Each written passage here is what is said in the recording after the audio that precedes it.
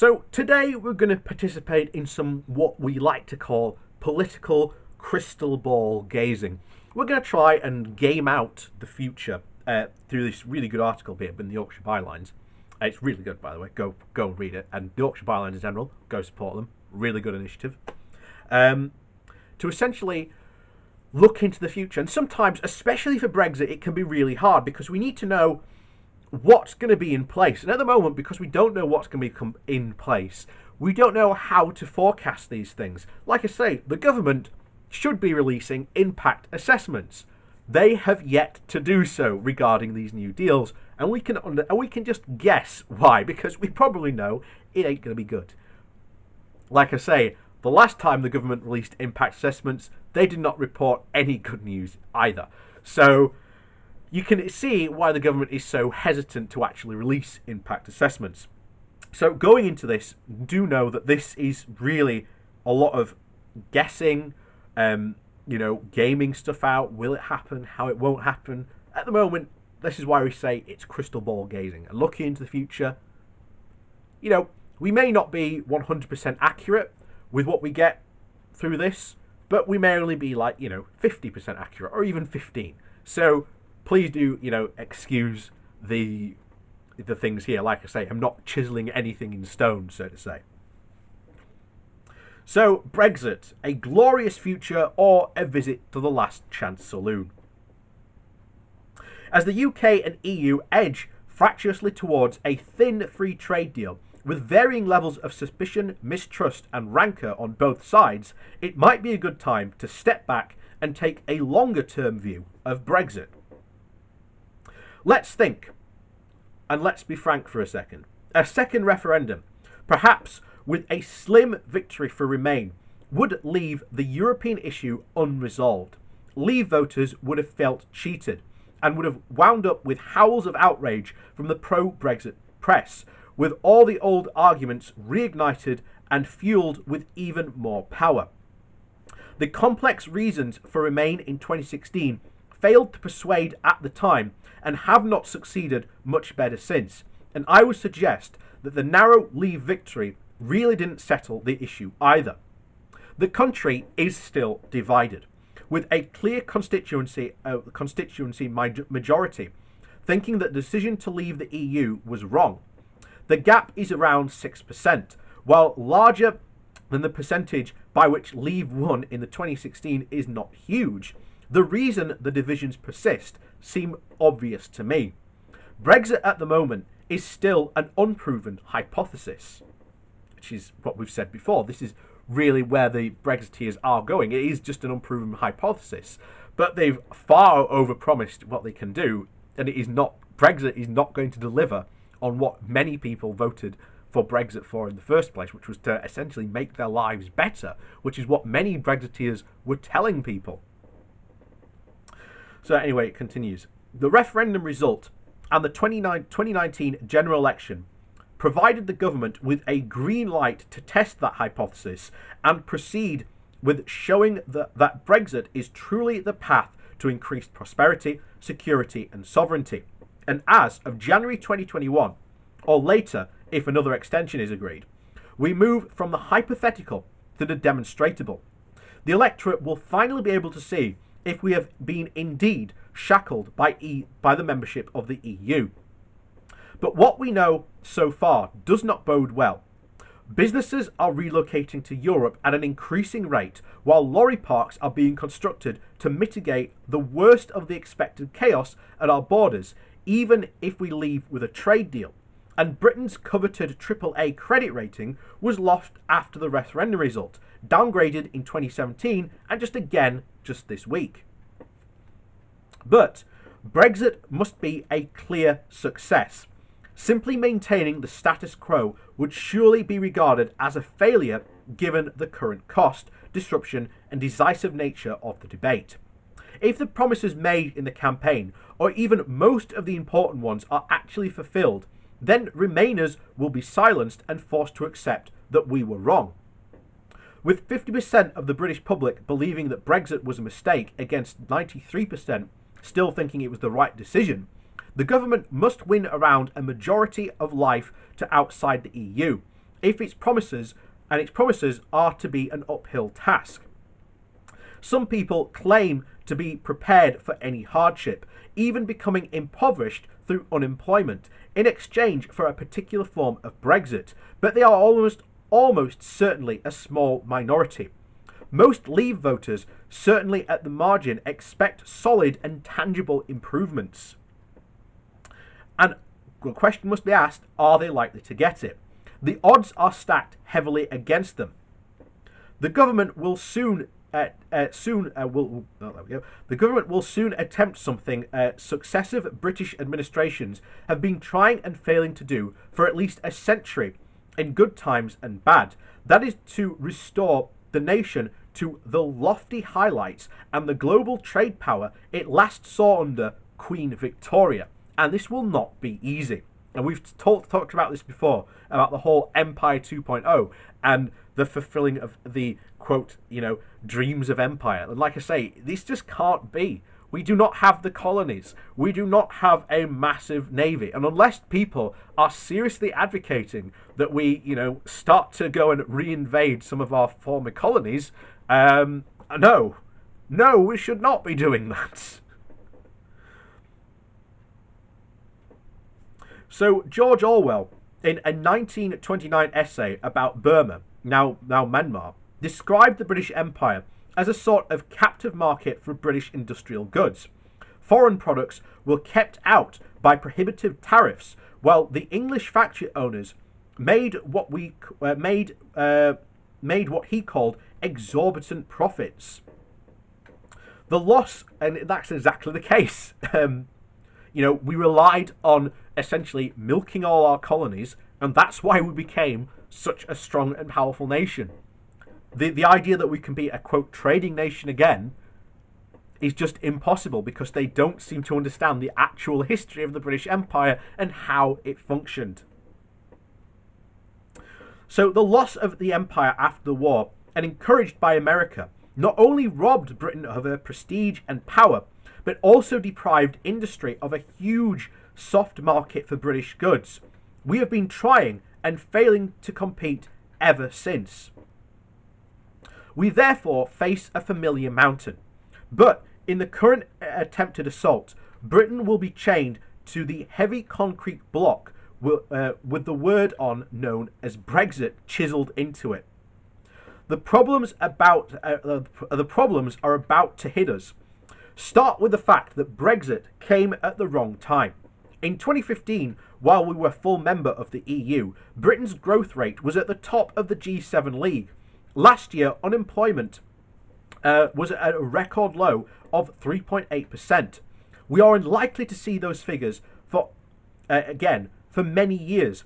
And although coronavirus will disguise much of the impact, the steady flow of companies moving to the EU will be very hard to explain, especially those whose jobs have been lost.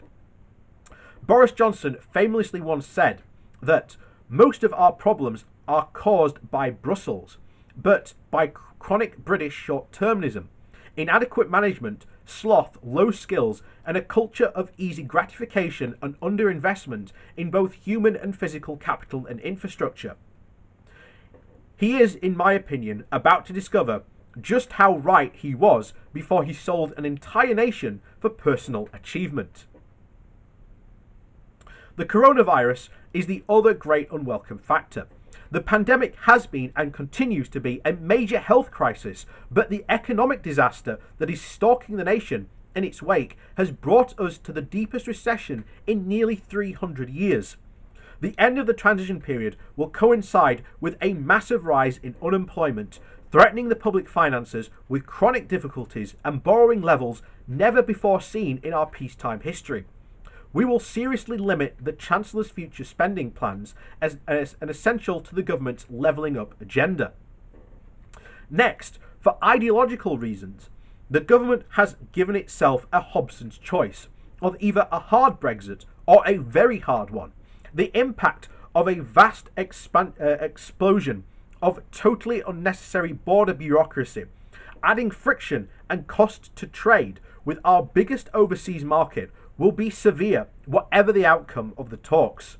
Leaving without a deal would simply add to the pain by having tariffs imposed on many of our most popular exports, like cars and agri-food products. And as Professor Chris Gray has aptly pointed out, according to the government's own Check, Change and Go website, life in Britain is about to get very much worse, or as he says, it will deliver an unending diet of misery. If we leave acrimoniously without a deal, even this sorry outcome will pale alongside the poisonous atmosphere created between ourselves and the EU. And there is little enthusiasm for Brexit among the industrialists. The wealth-generating sectors of the economy that rely on an uninterrupted flow of raw materials and immediate parts from the EU are universally opposed to it. Trade will be hobbled, and for many businesses, life will become a day-to-day struggle. Financial services, a big export earner, will be hit particularly hard with the trickle of organisations leaving London, now soon to become a flood.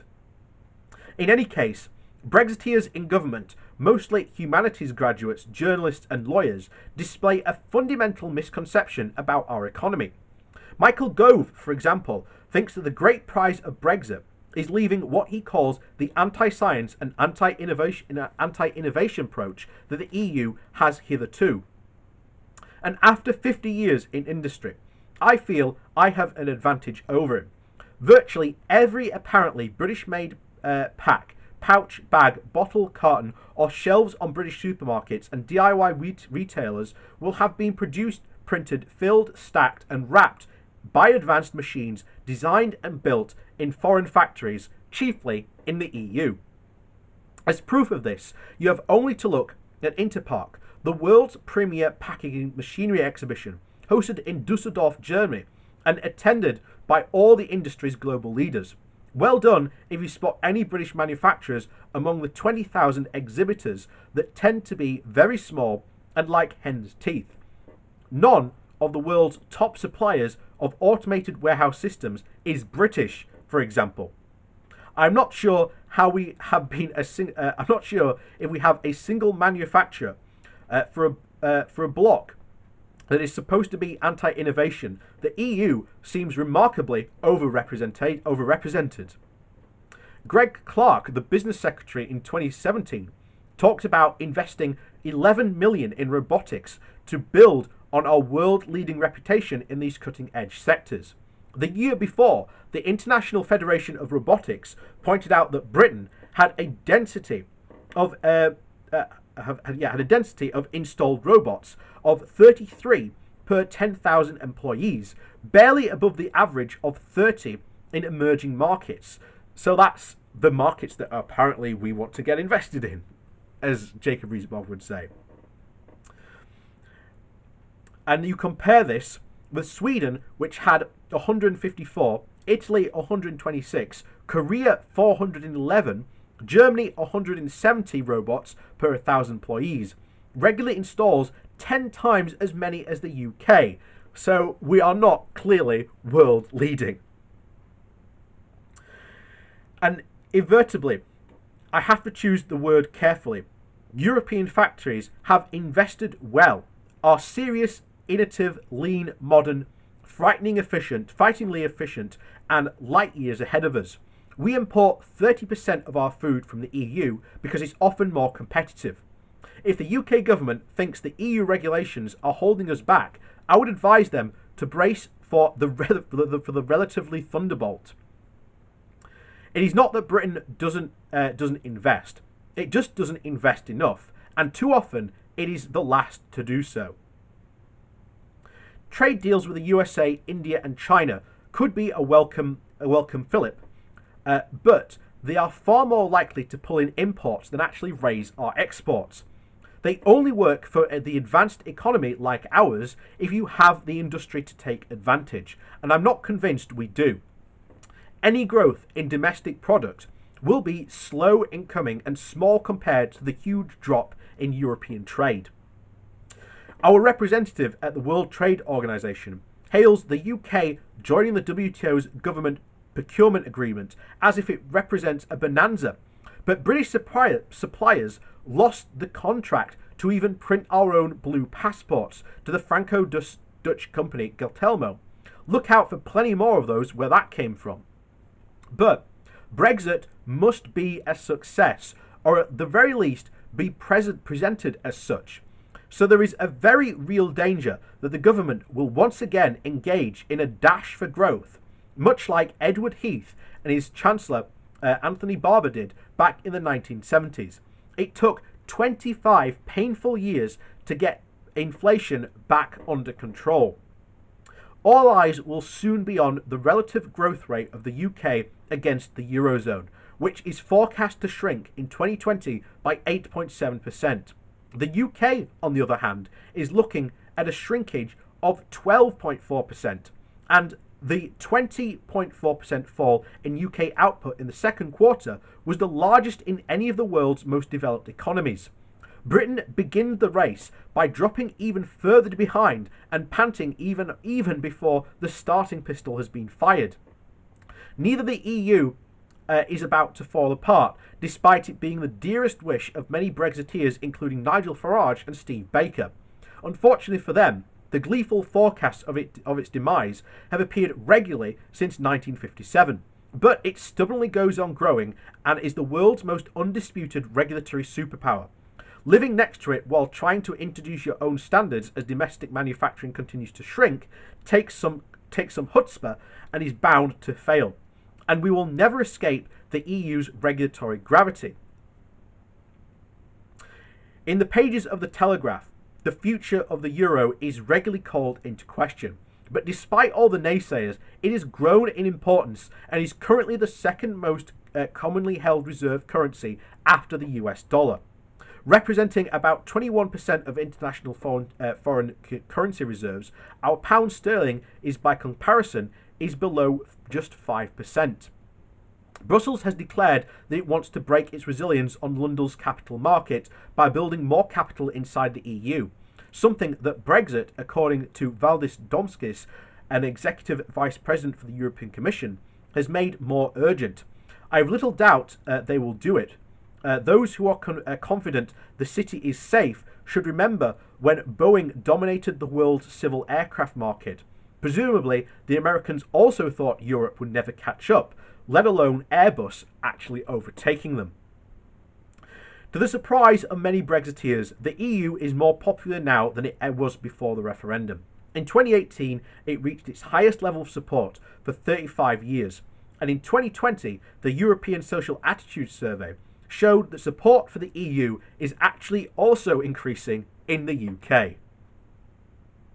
The British government will soon be engaged in an existential struggle to keep the United Kingdom united. Brexit can only hasten its breakup.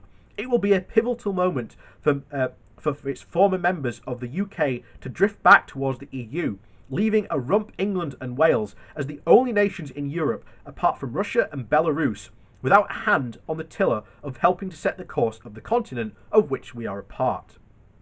Michael Gove, speaking in April of 2016, said, "The suggestion that Bosnia, Serbia, Albania, the UK, the Ukraine would remain part of this free trade area, and Britain would be on the outside with just Belarus, is as credible as Jean-Claude Juncker joining UKIP.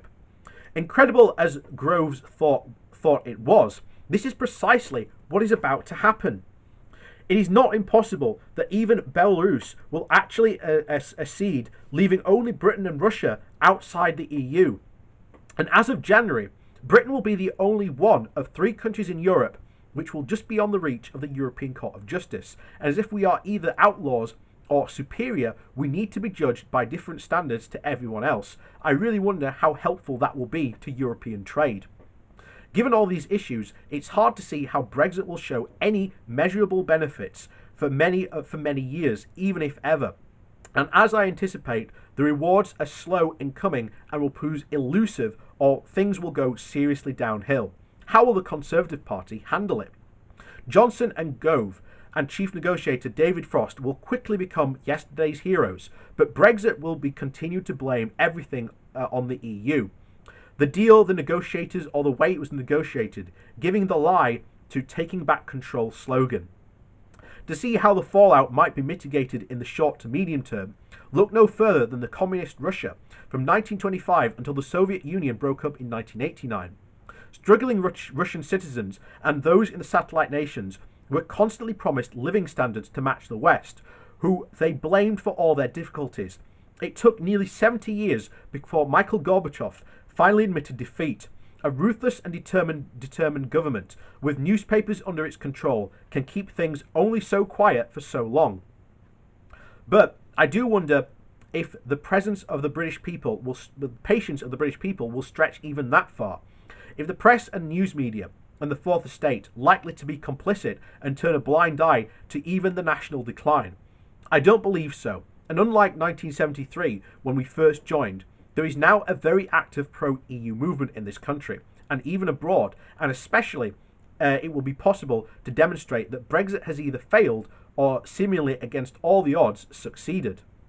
In 2019, Britain returned to the policy it held for almost 70 years, when it was not a member of the European trading bloc and not desperately trying to become one.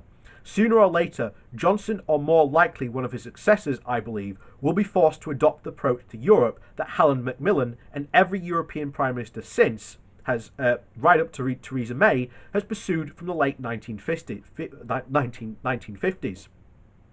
As Britain gradually lost her European leadership role, that is to say, a policy and engagement, integration and influence, that is the story that happened in 1955. And as discussions were taking place about forming an economic community, the 6 founder members of senior ministers were in talks while Britain sent a comparative junior to the Board of Trade, a civil servant named Russell Barton.